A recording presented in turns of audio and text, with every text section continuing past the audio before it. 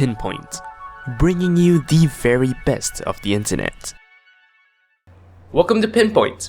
Today's episode is quite special and quite different because it actually involves something that, well, I've made, or at least I've made part of. If you've been following this channel, you'll know I do a series called Speed Model, in which I, model things, screen capture it, and speed it up. My latest exploit is this little apartment. And yeah, I modeled everything here, and I did my own renders and I wrapped up the series.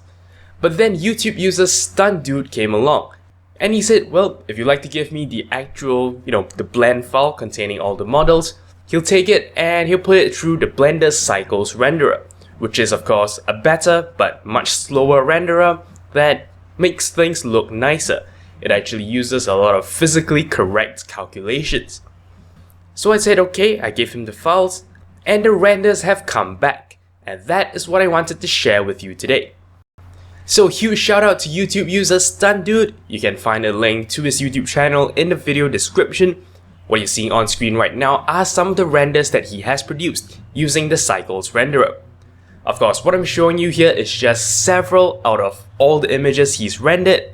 What I think is really cool is his first couple of renders were based on my camera positions, that is where I place the camera to render the scene in my own video series, and then he went on to apply his own creative spin. Some of his camera angles are really innovative. I really like the look of many of those renders. So yeah, you can find a link to the full album of images. It is hosted on Imgur, and yeah, it's in the video description. So once again, huge shout out and big thank you to Stuntddude for taking my project and turning it into something that looks nicer than I expected. As always, all relevant links can be found in the video description.